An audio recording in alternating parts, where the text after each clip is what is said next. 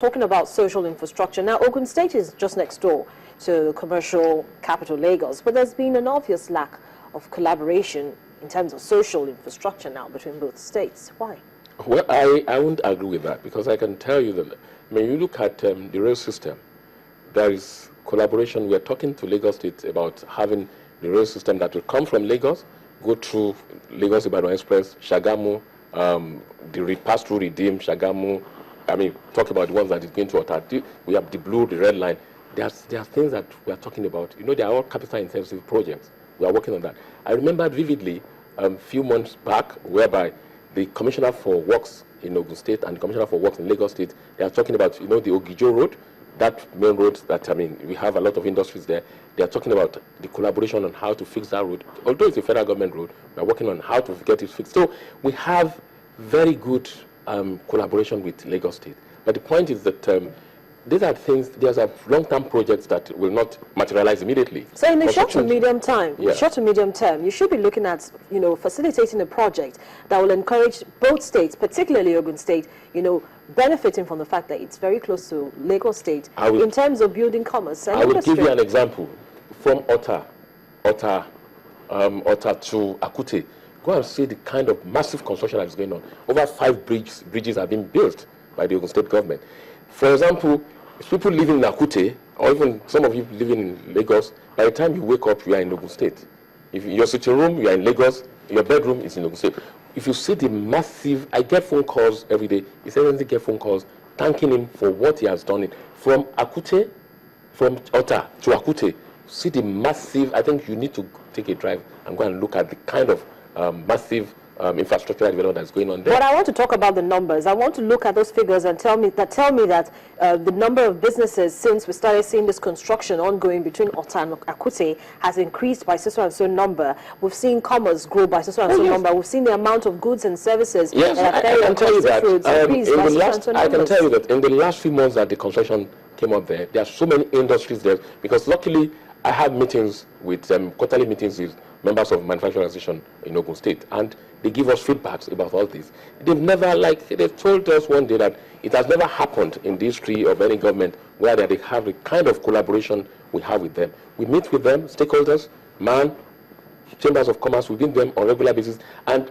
recently we just went to commission a factory very close to Ota on that same road. And if you see the kind of industries are now springing up, if you see the kind of requests we get on a daily basis for lands around that area, because it has shown commerce for them. A lot of industries are coming up in that area. They're actually using that area as their point of reference, because they know that by the time we finish the construction of that road from Ota to Akute, it's another, I mean, there are 6 lanes. But then how easy will it now be to access land? Because we know that land is a major component of any economic or industrialization process. But I will tell you this, because Ogun State is now where everybody wants to be, the demand for land is increasing on a daily basis. So, I mean, look at Flagate. Everybody wants to be in Flagate. And what we've been able to do is to plan our industrial layout, whereby there are backward and forward integration. You take, for example, Flagate there, we have Nestle there, we have Olam, who happens to be one of the major suppliers of Nestle. We are giving Animal Park another land beside them. They are for packaging industries. And so it will service all those industries around that area. So what we are saying in essence is that we are making sure that we are building a state that it should be world best practice. The standard is there. Whoever comes into government in the next few years will probably see the system going. So there's no need for people to say, I mean, what we're saying is that it's going to be a system-driven economy in the state, system-driven state. And that's why we said mission to rebuild Ogun State. It's a mission. We are rebuilding Ogun State, and the Ogun State, I mean, like I said earlier, Ogun State is first in everything. So we want to ensure that that world best practice is still there. That if you go to Ogun State, you think you are in Dubai.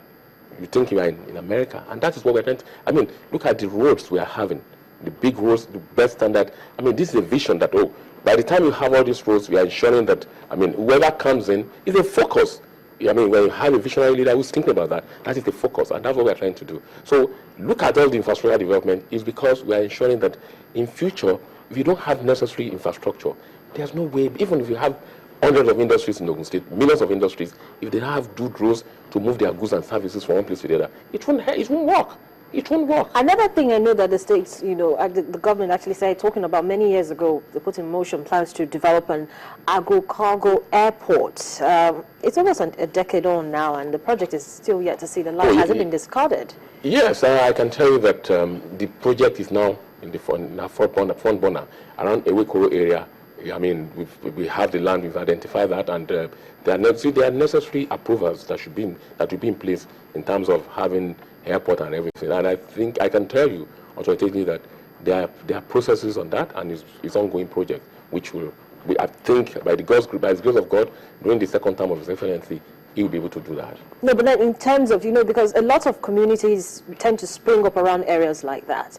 So in the process of trying to build an agro-cargo airport, are there also plans to also ensure that we have communities that can benefit around the airport there? Yes, let me tell you this. Once you have the airport around area, commerce will grow.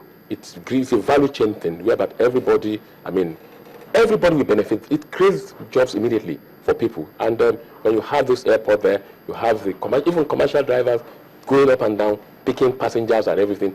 The the container drivers, going there to pick goods from the airport.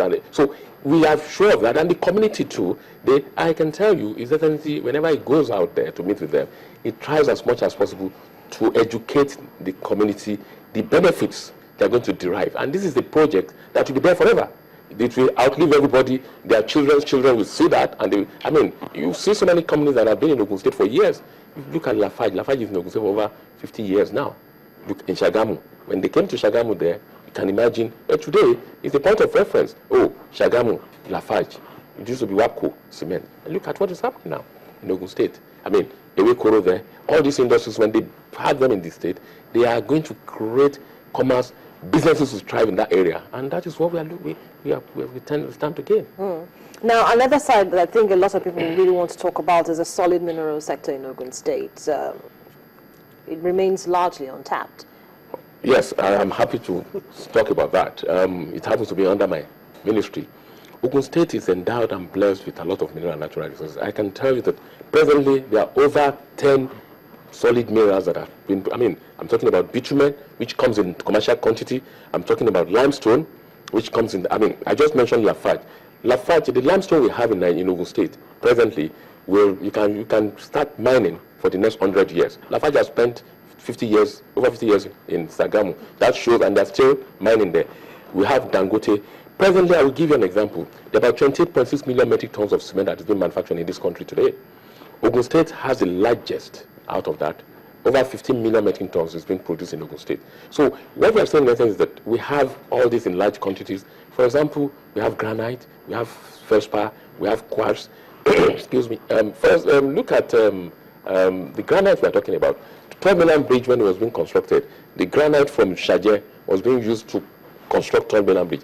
On daily basis, when you drive on Lagos-Ibadan Express, the limestone, the granite that is being taken away from Ogun State, you see just whether it is constructing in Ogun State, we approved the dump site for them. So what I'm saying basically is that Ogun State presently is blessed with a lot of mineral and natural resources, which we are tapping into. And I will give you another example. Look at the sand dredging, the water. Ogun State has the finest sand in this country today, and that's why people are rushing to Ogun State to start mining. Dredging sand. So we are endowed in terms of that mineral and natural resources. Well, thank you so much, Mr. Ashiru. That's as much we have time for. Thank you so much for your perspectives and your thoughts on the program this morning. And as I said, that's all we've got time for on the show. I'm Harriet Agbenyi. If you missed today's edition of the program, you can catch it on youtube.com/channelsweb/businessmorning. Have a great day.